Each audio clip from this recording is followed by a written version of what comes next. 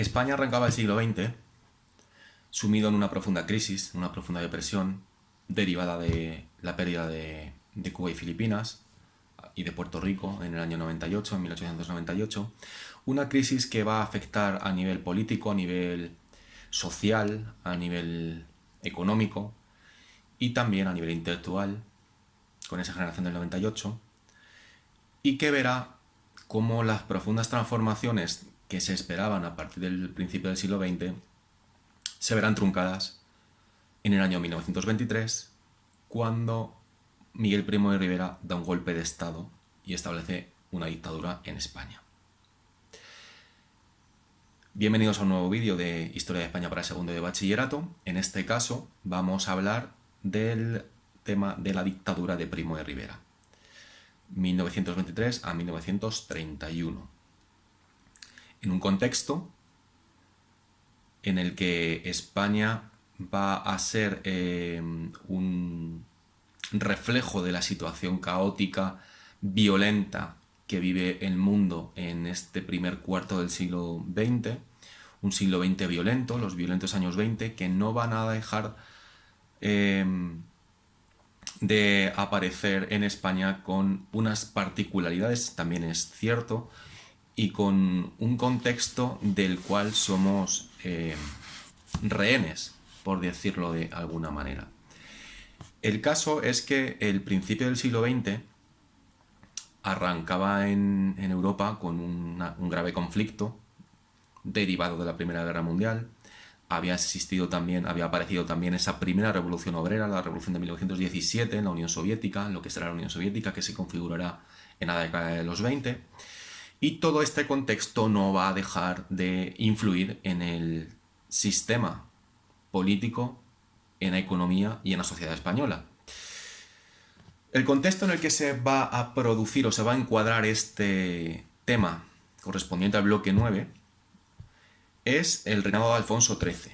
Es el periodo de tiempo en el que estamos en el periodo de entreguerras en Europa, entre 1920, a partir del 19 se firman los tratados de paz, a partir de 1920 la llamada era de los felices 20, los años locos, que afectan a nivel sobre todo norteamericano, y la grave crisis que va a vivir Europa.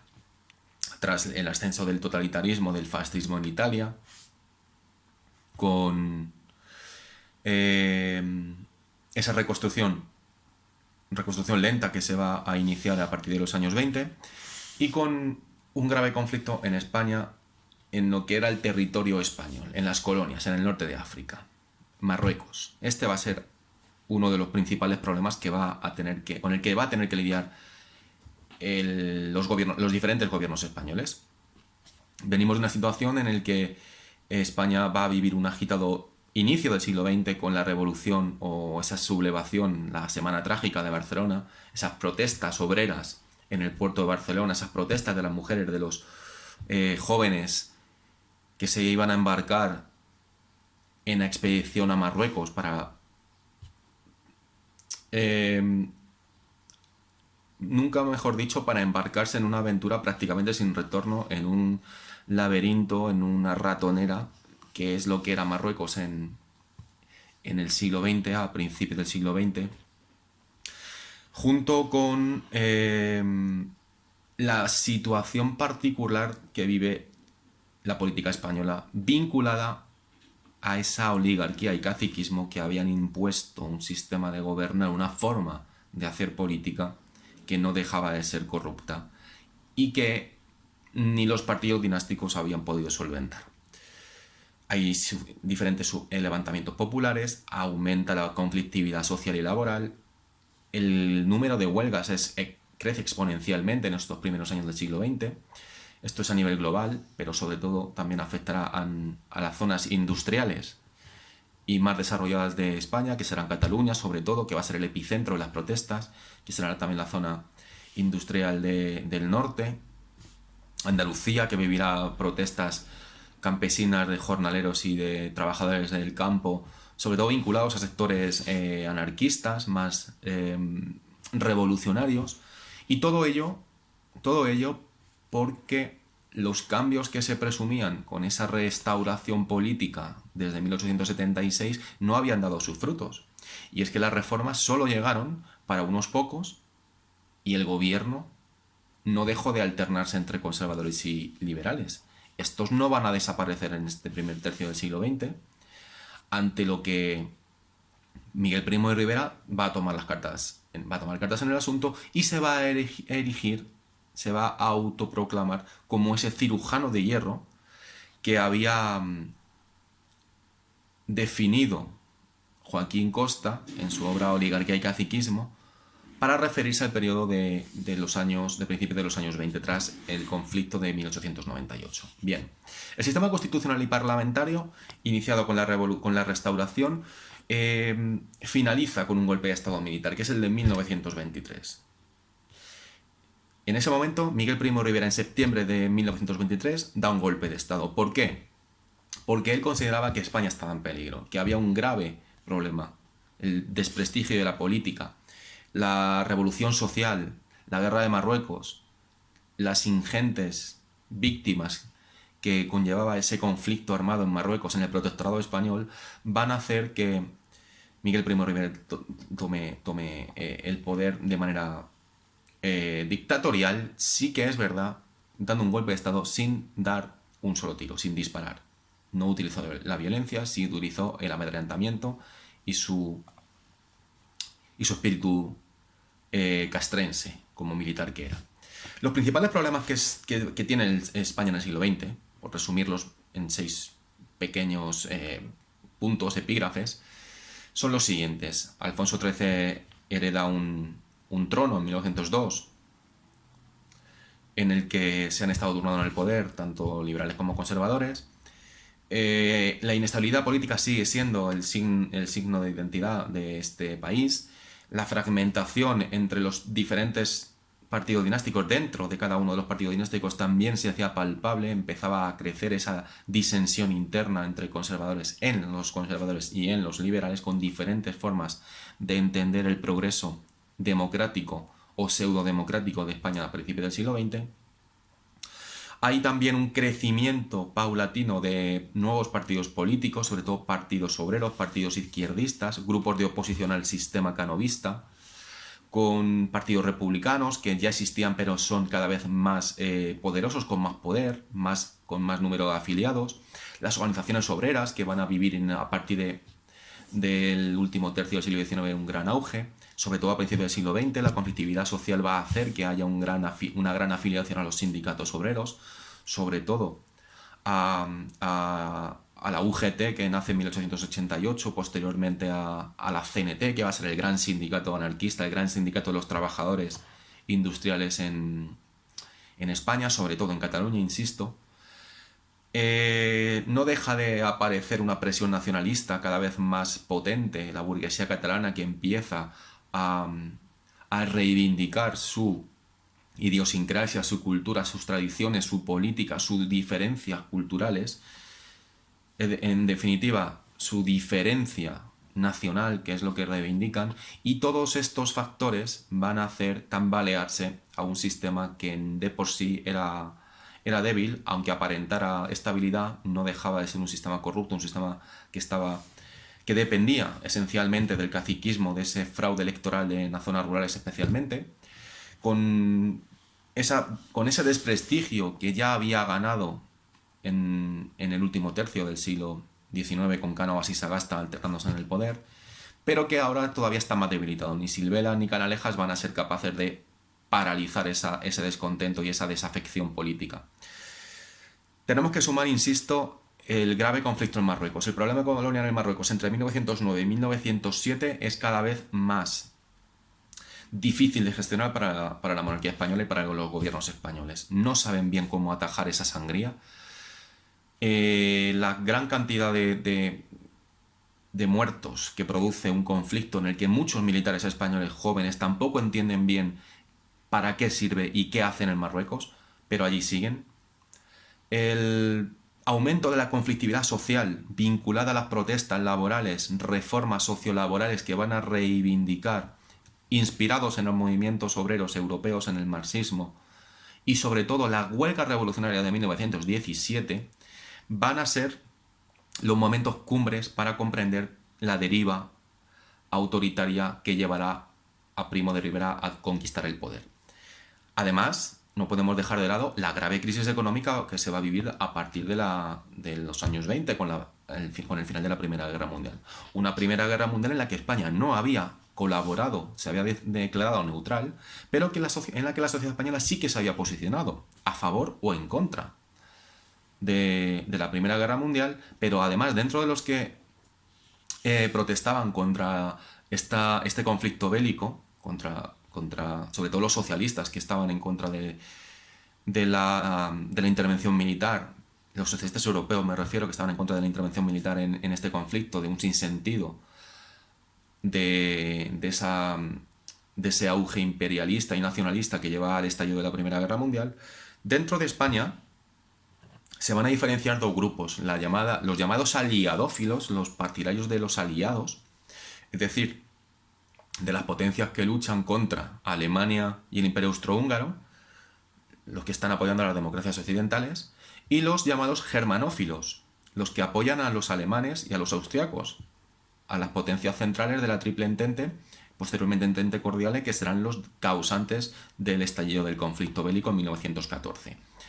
Pues España se va a beneficiar en un primer momento de esa situación, de esa coyuntura bélica, puesto que la paralización de la producción industrial en Europa, en la Europa de la guerra, va a traer a la España de los 1914 a 1919 un incremento en la producción industrial, un incremento que beneficiará al sector armamentístico y al sector logístico, que facilitará armamento y los suministros necesarios para la guerra, y eso va a hacer crecer, en cierto modo, la economía española por encima de la media europea durante la guerra, especialmente. Pero no deja de ser una situación temporal y una situación excepcional. Y en ese contexto de neutralidad política, la propia evolución española y la tradición violenta de los primeros años, de esos violentos años siglo XX, perdón, va a tener tres principales momentos, que son la Semana Trágica de Barcelona, que va a ser no solo una protesta contra el gobierno de Maura, no solo una protesta contra ese reclutamiento forzoso de los quintos a los que se les obligaba a marchar a Marruecos a una situación de total incertidumbre, de la que solo participaban los pobres, los que no podían pagar la exención del servicio militar obligatorio, y los años posteriores, los de las revoluciones de 1917. Hay una triple crisis en 1917 con huelgas revolucionarias y acabará en 1923 con el golpe de Estado de Primo de Rivera.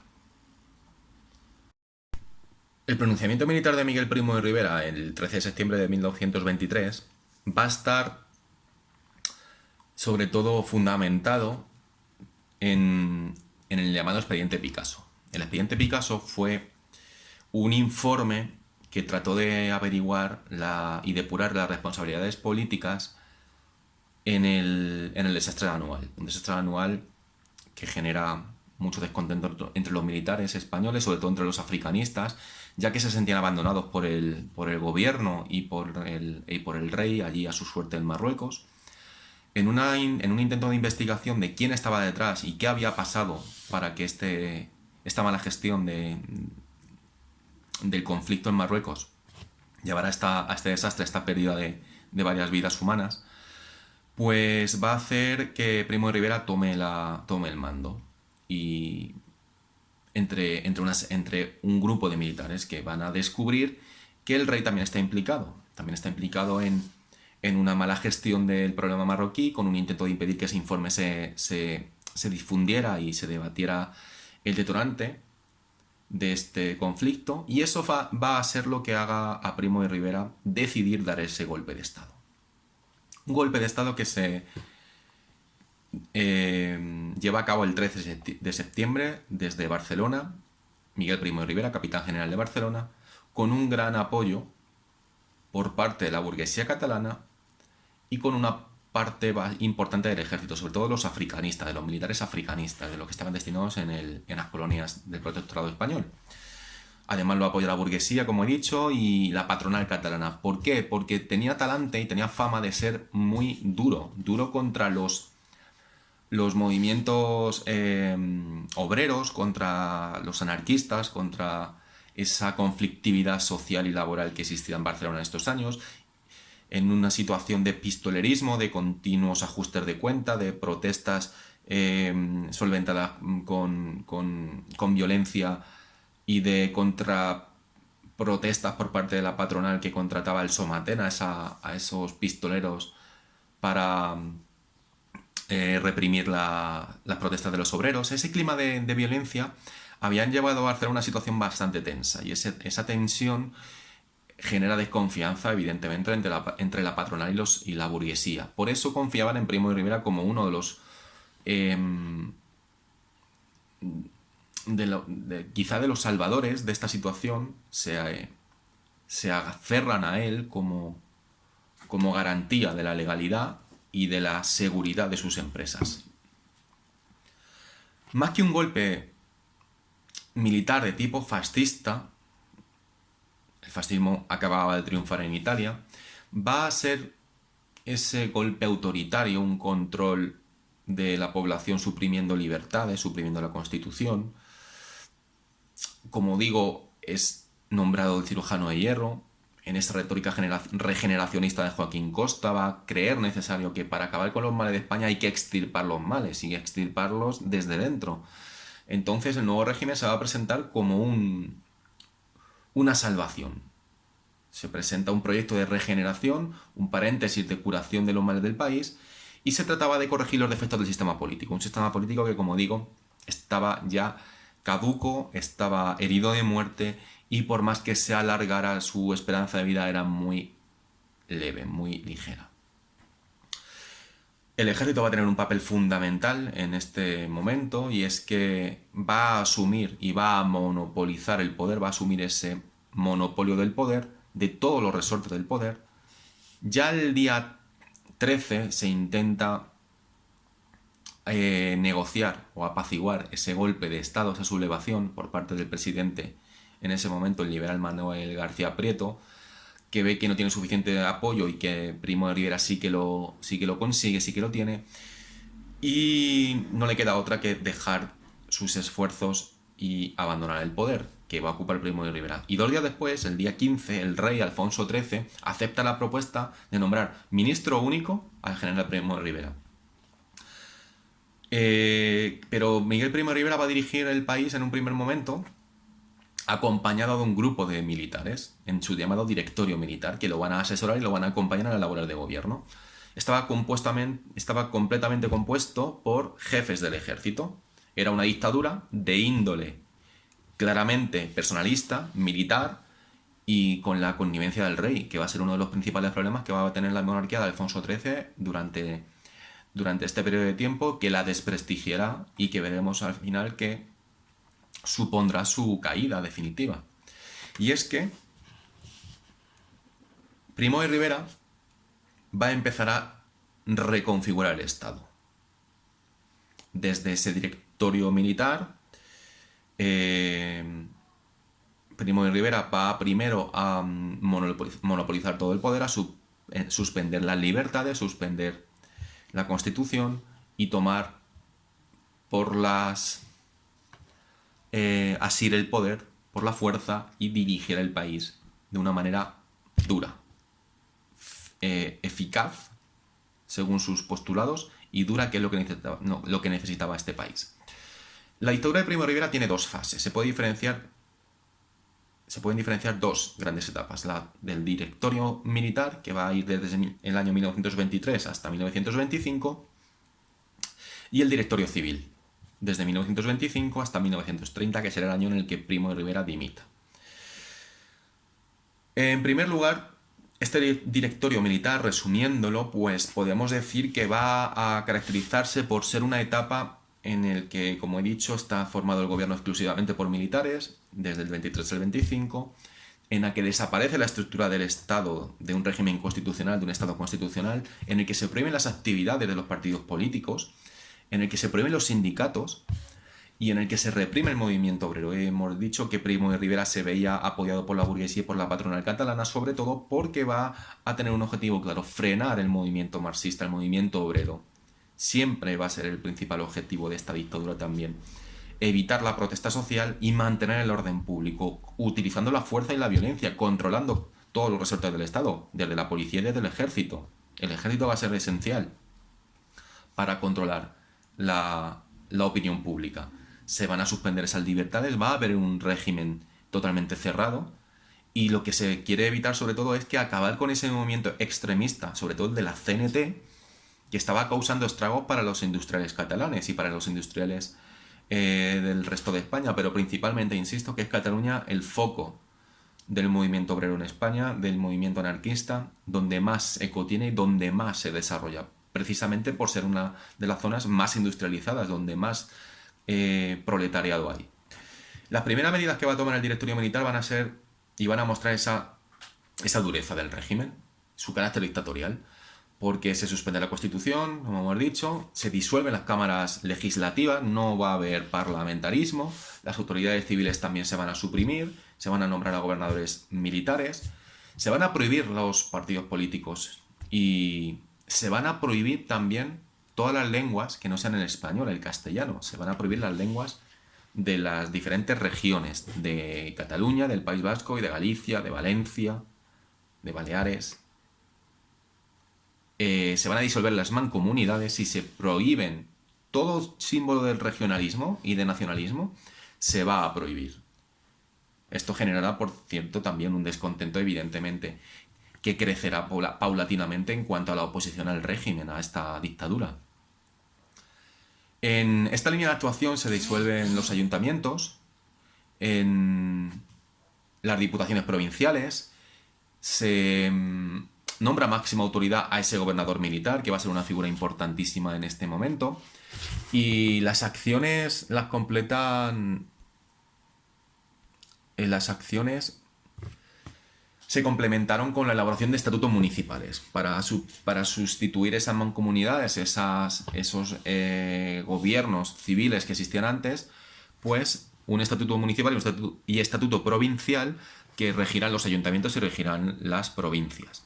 Esto lo que intenta es acabar con el caciquismo en un primer momento, un caciquismo que estaba muy arraigado en España en 1923, que viene atrás desde el siglo XIX, pero que no llega a ser eficaz. Además, también van a intentar acabar con el caciquismo persiguiendo esos intentos de manipular y controlar a la población, lo que tampoco sirve demasiado, porque veremos posteriormente que el caciquismo no se erradica en España tan rápidamente, que es una figura que está bien asentada. Esto en cuanto a la primera etapa de la dictadura a nivel político. En la siguiente etapa tendríamos que hablar de ese directorio civil a partir del año 1925, en el que el dictador va a incluir dentro de su gobierno a diferentes figuras del orden civil, de la jerarquía económica del país, con un peso bastante importante, gente de la aristocracia, como por ejemplo el conde de Guadalhorce, que va a ser una de las figuras más importantes de esta segunda etapa del directorio civil, en el que se van a reestructurar algunas actividades y algunas estructuras del Estado, sobre todo en el ámbito económico. En el 25 el dictador incluye también a civiles como José Calvo Sotelo, una figura importante en la historia de España, sobre todo a partir de esta época, que veremos que funda un partido político posteriormente, que es la Renovación Española, que estará conspirando contra la Segunda República. Aunque no haya militares, aunque no sea totalmente militar, sigue teniendo un peso importante el ejército dentro de este gobierno, y van a ser todavía fundamentales en ese régimen dictatorial. A partir del año 26, en pleno directorio civil, se abandona la idea de dictadura transitoria, que en un primer momento era lo que había planteado Primo de Rivera, mantenerse en el poder de manera provisional hasta que se solucionaran los problemas y extirpara los males de España. Pero una vez que se ha sentado en el poder, que ha consolidado su poder Primo de Rivera, no va a abandonar su idea, no va a abandonar la idea y se va a mantener en el poder, lo que también a la larga le debilitará y perderá la confianza de un grupo de la población y un grupo de militares. Esa idea de dictadura transitoria se convierte en dictadura asentada. Primo de Rivera intenta institucionalizar un régimen. ¿Cómo lo va a hacer? Pues para ello había creado un partido político, previamente, que veremos ahora posteriormente. Primo de Rivera intenta institucionalizar ese régimen, dándole continuidad, dándole permanencia a su figura política, y pareciéndose, imitando un poco el modelo fascista italiano, va a convocar una Asamblea Nacional Consultiva para que los miembros de su gobierno fueran elegidos no por sufragio directo, sino por designación entre los ciudadanos pertenecientes a las grandes instituciones políticas, es decir, controlar a quién se nombra dentro de una jerarquía y de un grupo político, de un grupo social más bien, de la alta sociedad de este momento. Por tanto, desde el primer momento, Primo de Rivera se plantea la necesidad de contar con un partido político que dirija de alguna manera esta dictadura, que canalizara a la sociedad y a la población. Y ese único partido va a ser la Unión Patriótica. Pero la Unión Patriótica no va a ser un gran partido de masa ni un partido tradicional, va a ser un partido de gobierno que se crea desde el gobierno para gobernar y que no es a través del partido por el que se consigue el gobierno. Esto es importante también señalarlo. No tiene una ideología definida, pero sobre todo su ideología es el catolicismo y el conservadurismo, que busca el apoyo de la sociedad a la dictadura. Eso es lo que va a buscar en la Unión Patriótica. No se van a celebrar elecciones, el partido dirige el país, dirige el Estado, y desde 1924 que se crea este partido político, Primo de Rivera lo funda rodeándose de su gente, de gente muy, muy cercana a él, de los círculos del catolicismo político, con la intención de que estuviera al servicio del régimen, importante. La primera idea de Primo es un sistema bipartidista también entre la Unión Patriótica y el Partido Socialista. Eso lo descartó. Y es que no fue efectiva porque el PSOE se negó a conceder apoyo a este sistema, a este nuevo fraude electoral, a un sistema que le permitiera al dictador instaurarse y consolidarse en el poder de manera legal, y no quiso participar de este intento de fraude político para consolidar e institucionalizar el poder de manera legal. Aunque sí que es verdad que hubo ciertas personas dentro del socialismo que medio consintieron esta situación mientras la deriva del país no fuera a una situación mucho más dictatorial. La propuesta, como digo, no recibió el apoyo del PSOE, que era un partido que se había permitido dentro de la oposición, pero sin posibilidad de gobernar, una oposición inexistente en realidad.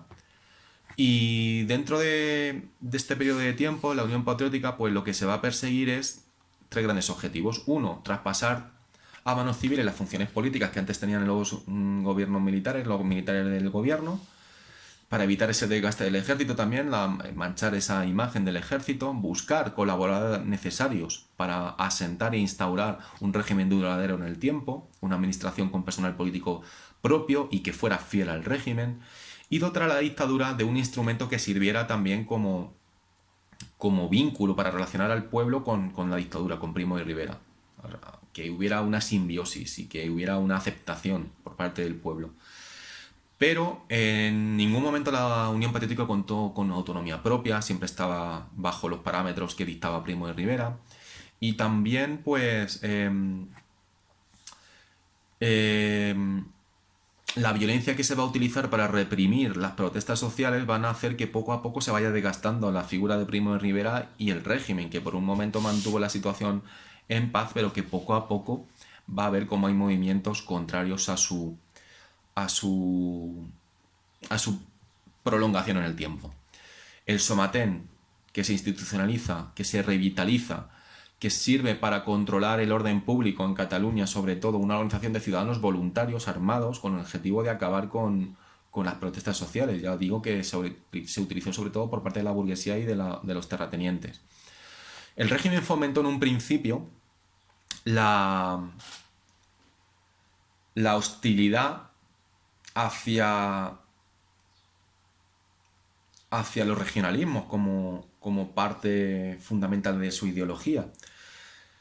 Pero el nacionalismo periférico no deja de crecer, por mucho que Primo insista y se intente controlar el sentimiento con una serie de normas y leyes restrictivas y con un recorte de las competencias de las instituciones regionales, como la de la Mancomunidad Catalana, pues como no es capaz de solventarlo y de controlarlas, acaba por disolverlas. Entonces no va a tolerar en ningún momento esa descentralización que empezaba a pedirse desde Cataluña.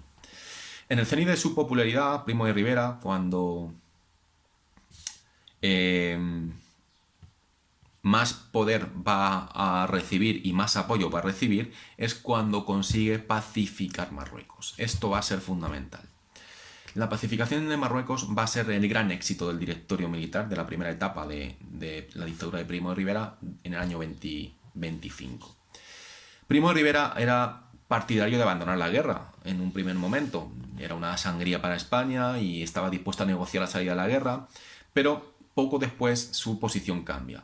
Cambia y va a ejercer una política militar bastante más agresiva, imponiendo una reacción airada y hostil por parte de los africanistas. O sea, provocando, más que imponiendo, provocando una reacción de los africanistas, provocando esa reacción de otra vez otro conflicto bélico. Estamos ya hastiados de esta guerra. Y aquí aparecen figuras importantes que también tendrán que ver con el golpe de 1936, como son Queipo de Llano, como es Millán Astray, como es Franco, que estaban en Marruecos, eran militares africanistas. Y estos... en una visita de Miguel Primo de Rivera a Marruecos, van a mostrar su disconformidad y su descontento. Estuvieron a punto de sublevarse. Bueno, de hecho manifestaron su insubordinación a Primo de Rivera por las directrices de reaccionar y de dirigir una ofensiva contra Marruecos, ante las que los militares españoles se niegan y Primo de Rivera tuvo que rectificar. Lo que pasa que va a haber un acontecimiento que cambia esta forma de entender la reacción de Primo de Rivera, y es que en 1925 el avance de Abdelkrim, un jeque tribal, un líder tribal bereber, va a movilizarse porque pensaba que las tropas españolas estaban desmovilizadas, estaban prácticamente derrotadas, y lo que va a hacer es que gire la guerra, porque en abril del 25 el jefe de esta tribu rifeña de Marruecos, Abdelkrim, pues intenta penetrar en el protectorado para recuperar la zona de influencia francesa, y en este momento pues hay una coalición, hay un acuerdo entre las tropas francesas y españolas para realizar una operación conjunta. Esta operación conjunta rápidamente genera y planifica un desembarco en la bahía de Alhucemas, en la retaguardia marroquí, en septiembre de 1925. Esa operación, llamada Desembarco de Alhucemas, permitió romper la zona controlada por los marroquíes y el frente se desmoronó. Así, a mediados del 26, Abdelkrim se entregó a los franceses cuando estaba derrotado, y la guerra con Marruecos había acabado en este año 1926. Ese es el principal éxito que va a tener Primo de Rivera a nivel militar, porque esa victoria en Marruecos colocó a Primo de Rivera en la cumbre de su prestigio en el año 26. Le hace reconciliarse con los militares africanistas con los que había tenido esa confrontación en el año anterior, elevó su popularidad. Esto le permitió también sustituir la cúpula militar y renovar el apoyo de la oligarquía, que podía volver a invertir con tranquilidad en el protectorado. Se ha pacificado el protectorado, mis negocios los puedo mantener, que es lo que pensaron los empresarios españoles en ese momento. Vale, esto a nivel político y militar, este es el principal éxito.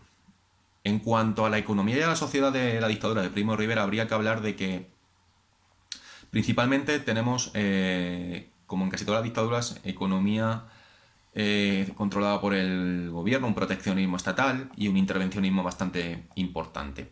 En 1923 la situación económica de España es bastante delicada por la influencia de la crisis, de la posguerra mundial, me refiero, claro. El cambio de la coyuntura, a pesar de los felices 20, no llega a cambiar del todo la dinámica económica del país, un país que se está industrializando muy lentamente, que sigue siendo un país muy agrario, muy rural, con mucha dependencia del campo y con poca industria pesada, poca industria de alto valor añadido. Y en ese contexto, pues Primo de Rivera pretende darle un impulso a la economía y a la industria, pero para ello va a hacer eh, de la intervención estatal su principal caballo de batalla a nivel económico, con un amplio programa de infraestructuras, posibilitado también por el beneficio, por ese pequeño atisbo de positividad económica, de la coyuntura económica que había arrastrado en los años 20, se recupera un poquito a nivel interno la economía, lo que le permite invertir al Estado en una serie de actividades económicas que serán iniciativa público estatal. Para ello se van a crear monopolios. Todo esto dirigido por el Conde de Guadalhorce, que va a ser el principal director de estas campañas a partir del año 25. Se conceden monopolios dentro de estas obras públicas, de este desarrollo de obras públicas, a grandes empresas. Por ejemplo, se va a crear la naviera Transmediterránea. Se va a crear la Compañía Nacional de Teléfonos, la Compañía Telefónica Nacional, Telefónica de España, en estos años, entre el 25 y el 26. En el año 27 se crea la Compañía Arrendataria del Monopolio de Petróleos, la CAMSA, que se dedicaba específicamente a la explotación del petróleo y de este recurso energético. Eso a nivel industrial. Y a nivel agrícola, a nivel agrario, se va a promover el regadío, con una serie de planes que parten de la creación de confederaciones hidrográficas para gestionar mejor los recursos hídricos y para aprovechar mejor los ríos, aprovechar mejor los cursos fluviales y generar mejor infraestructura en el regadío. Esta política económica comportó un aumento de los gastos del Estado, porque son inversiones públicas. Y aparte es que no había habido una reforma fiscal, es decir, va a haber mucha inversión por parte del Estado, pero el Estado no va a recaudar, porque una de las reformas pendientes es la reforma fiscal, que se pagarán impuestos de manera proporcional. Entonces, esa reforma fiscal no elevó el grado de ingresos del Estado y genera un déficit grave. Un déficit grave que supondrá el endeudamiento del Estado y que en el año 29 va a haber agravada la situación con ese estallido del crack de la Bolsa de Nueva York a partir de octubre. En el año 29 la deuda del Estado era 7 veces superior a la de 1929, un dato bastante importante. Es un hecho que supone una grave carga para el régimen que viene posteriormente. Esta crisis heredada de la dictadura de Primo de Rivera la arrastrará la Segunda República a partir del año 31. Y como para cerrar este epígrafe de la economía, podemos decir que una de las decisiones o una de las reformas, una de las iniciativas que mejoran las comunicaciones y que mejora la imagen también del país que hace también reducir el desempleo, claro, es la celebración de las exposiciones iberoamericanas en Sevilla en 1929 y la exposición de Barcelona celebrada en 1929 también el mismo año, la exposición universal. Esto hace que haya una inversión en obras públicas para el desarrollo de transportes y de vías de comunicación para fomentar la atracción turística y la atracción de inversores a esas dos ciudades. Para conmemorar en el año 1929 la exposición iberoamericana de Sevilla se va a construir la Plaza de España en ese estilo neomudéjar. Esa Plaza de España tan famosa de Sevilla es construida durante estos años en la dictadura de Primo de Rivera para conmemorar y para celebrar la exposición iberoamericana. Eso a nivel económico. A nivel social, ¿cómo vive España en este momento? ¿Cómo es la organización corporativa de este Estado? Pues para institucionalizar el régimen, como hemos dicho, en el 27 se convoca una Asamblea Nacional Consultiva, se suprimió el sufragio universal, ya lo habíamos dicho, y había un grupo de unas 400 personas que eran miembros nombrados por el gobierno en representación de la administración y de la sociedad, nombradas a dedo por el gobierno, sin voto en las decisiones importantes del Estado. Las decisiones que tomaba el Estado eran consensuadas o consultadas con esa asamblea, pero la asamblea no tenía voz. No era una sociedad democrática, ya sabemos. En cuanto a los aspectos sociales, la dictadura se inclina por la intervención del Estado. Hemos dicho que interviene en la economía, pero también va a intervenir en los conflictos sociales. Va a ejercer de árbitro en conflictos laborales, integrando los sectores moderados del movimiento obrero, dejando de lado a la CNT y la UGT sobre todo. Frente al liberalismo que consideraba la sociedad como una suma de individuos, la dictadura va a hablar de corporativismo, de un grupo de ciudadanos, no individuos, sino un grupo. El corporativismo sostiene la necesidad de cuerpos sociales intermedios entre los individuos y los empresarios y el Estado, y que se regulen las relaciones sociales en todos los ámbitos, en el político, en el social y en el económico. Para eso se crea una organización corporativa nacional en el año 26, que era una especie de sindicato vertical que incluía a obreros y a los empresarios en diferentes comités paritarios entre los que estaban equilibrados trabajadores y empresarios. Pero digo que es un sindicato que tenía un peso leve dentro de la gestión, y lo único que hacía pues, era intentar regular salarios y condiciones de trabajo, también negociaciones entre patronal y sindicatos y los trabajadores, aunque bueno, pues siempre bajo el control del Estado, siempre va a estar supervisado por el Estado. Esto va a seguir un poco el modelo de sindicato vertical de corte fascista, que agrupaba a los patronatos a los obreros, equiparándolos, aunque sabemos que había diferencias de clase y de privilegios, y generaba también desconfianza y descontento sobre todo porque la dictadura terminó beneficiando siempre a las clases más acomodadas, como ha venido siendo habitual. Y reflejo de esto va a ser un desarrollo de una oligarquía poderosa, una oligarquía que va a estar vinculada al sector de la banca, sobre todo al sector de la banca. Y aunque en un primer momento hemos hablado de esa especie de colaboración o connivencia con el sindicato de la UGT y un grupo socialista que colaboró en este nuevo sindicalismo, no fue de hecho demasiado importante, pero quien sí que se negó a participar precisamente por sus diferencias ideológicas en la CNT, que no va a estar dentro de este sindicato, de esta corporación sindical, de esta organización nacional corporativa. En el mundo de la cultura tenemos que señalar, como otro epígrafe importante dentro de la evolución del régimen de la dictadura de Primo de Rivera, que aquí me interesa mucho que hablemos de la generación de las sin sombrero. Y es que toda dictadura necesita de propaganda. Necesita propaganda y necesita asentarse a través de un mensaje claro y directo, construir un discurso que legitime el poder.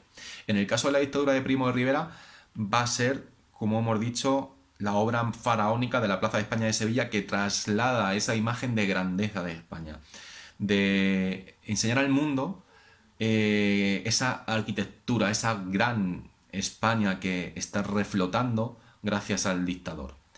Y dentro de este aspecto cultural, arquitectónico relacionado con el mundo de la cultura, por destacar el estilo neomudéjar y hacer publicidad de la dictadura va a tener también que hacer frente al crecimiento de una generación de intelectuales, de artistas, escritores, poetas, dentro de ese grupo de personas del mundo de la cultura, para los que es fundamental el desarrollo de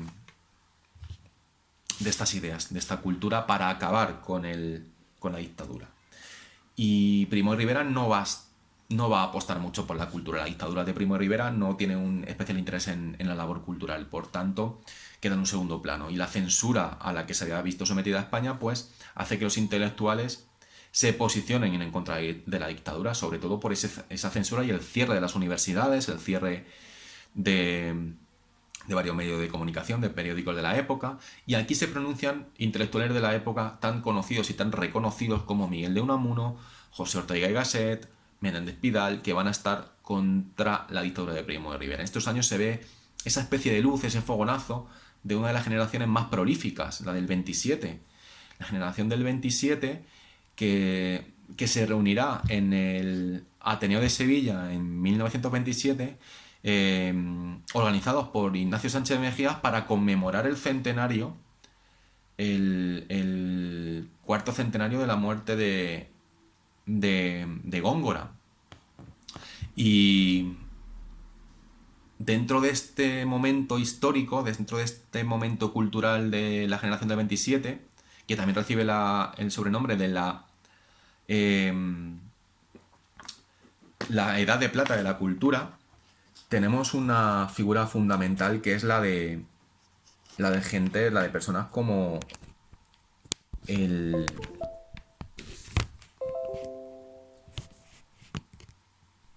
Sí, un segundo. Personas tan fundamentales como Gerardo Diego, como Federico García Lorca, Dalí, Ortega y Gasset, Vicente Aleixandre, personajes del mundo de la cultura que tienen un peso fundamental en la generación del 27. Pero no solo son ellos los que forman parte del mundo de la cultura. Y esto es lo importante, y esto es de lo que casi nadie habla, y vosotros y vosotras debéis hablar. La generación de la sin sombrero. La generación de la sin sombrero es aquel grupo de mujeres de la cultura y del arte que vivieron y convivieron con los escritores, con los artistas de la generación del 27, que son conocidos, los hombres que son conocidos, que convivieron y que compartieron experiencias en la residencia de estudiantes y que compartieron escritos y obras de teatro y sesiones en los cafés, entre las que destacan, por ejemplo, Maruja Mayo, Elena Fortún, Margarita Manso, Lucía Sánchez Saornil, Carmen Conde, Consuelo Vergés, María Teresa León. Todo este grupo de mujeres que van a desarrollar una gran labor cultural en la España del finales de los años 20, que van a romper con los patrones preestablecidos y que van a ser denominadas las sin sombrero porque cuando atravesaban la plaza, la Puerta del Sol por Madrid, se quitaban el sombrero en señal de desobediencia. Era una reacción contra el sistema y contra esa norma de convivencia y de comportamiento establecidas. De ahí el nombre de las sin sombrero. Junto a García Lorca o Salvador Dalí son fundamentales dentro de este momento histórico. Fundamental que se cite porque os da un toque de calidad a vuestro tema que lo valorarán positivamente en los exámenes de BAU, que al fin y al cabo es nuestro objetivo, preparar bien esos exámenes. Vamos a acabar con la oposición a la dictadura. Toda la dictadura tiene una oposición.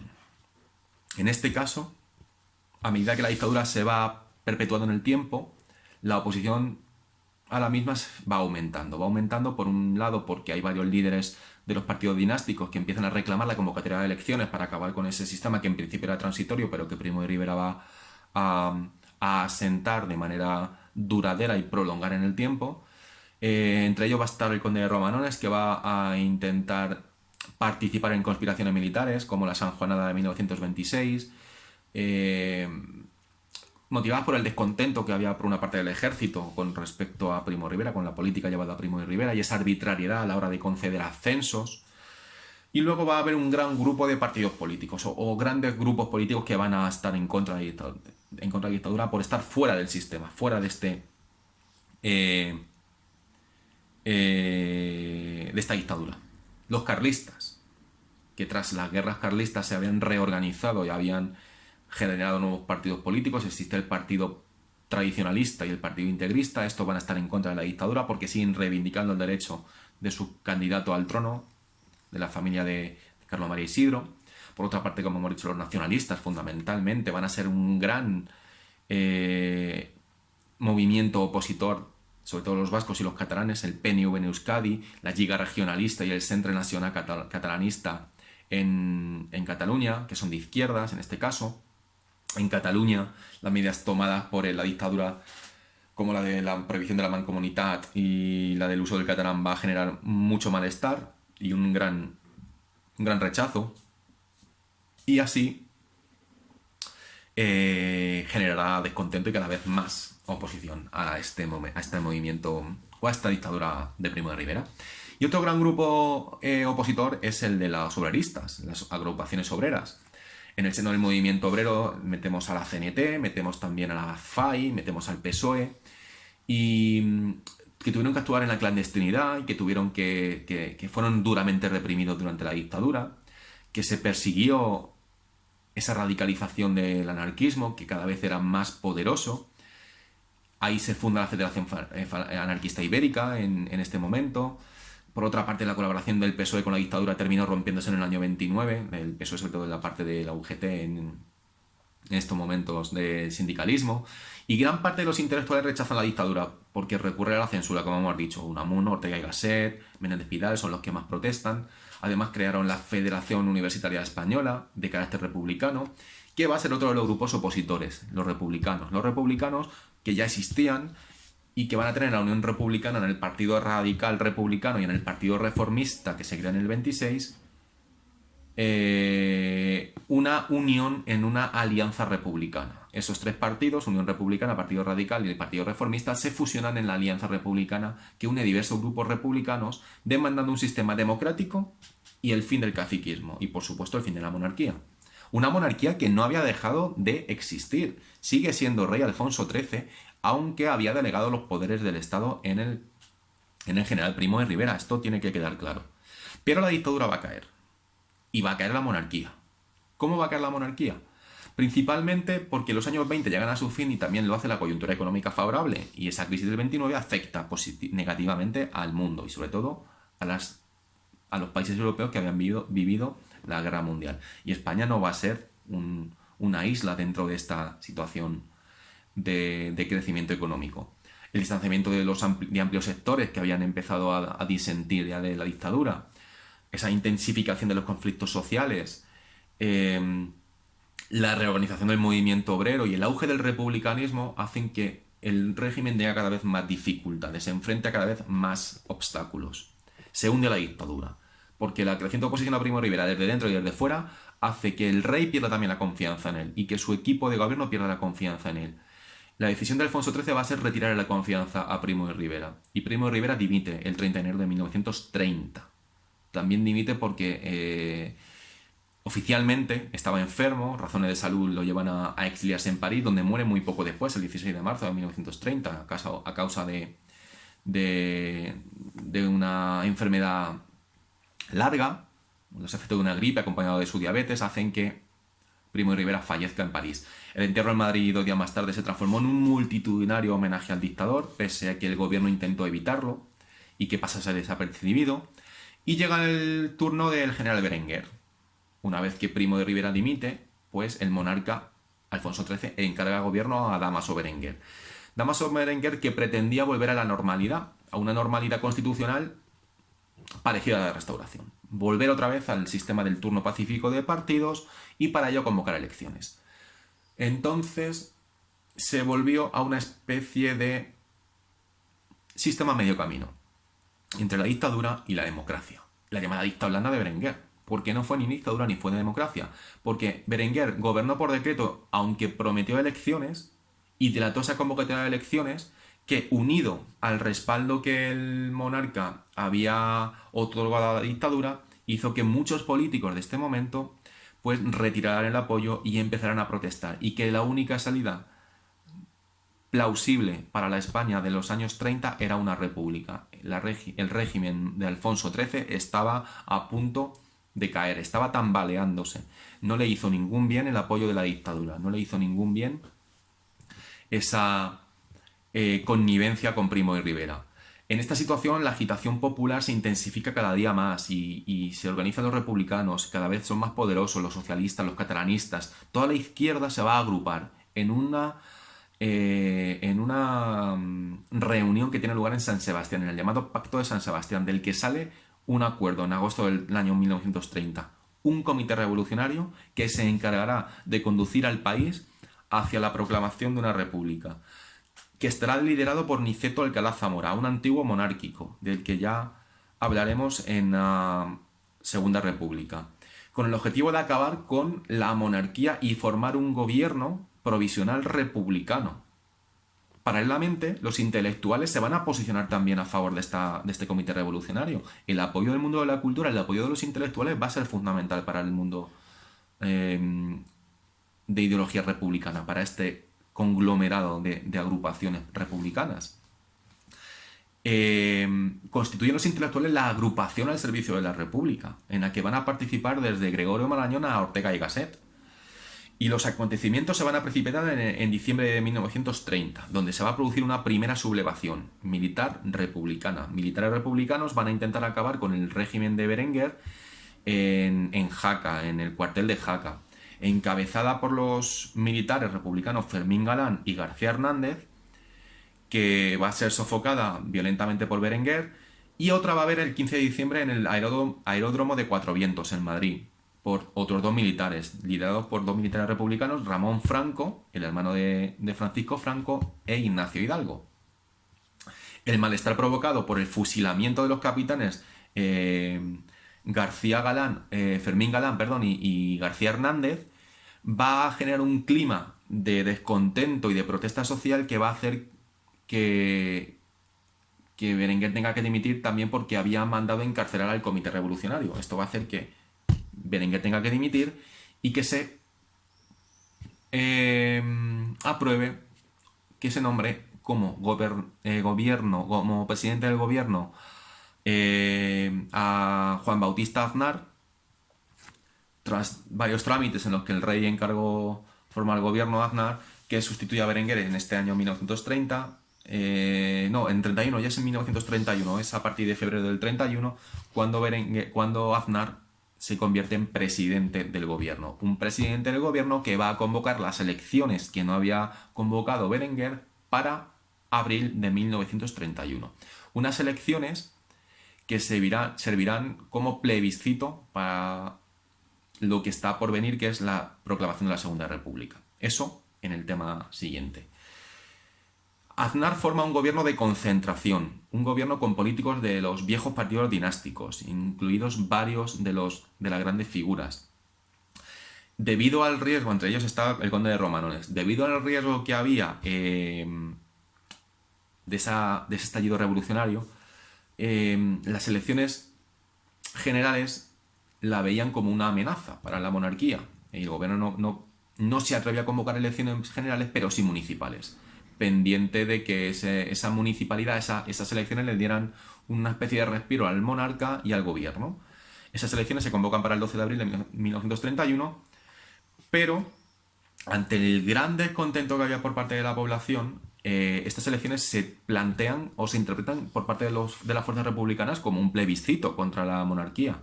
El resultado fue favorable en conjunto a las fuerzas republicanas en las grandes capitales y a las fuerzas monárquicas en los pueblos, en los núcleos rurales.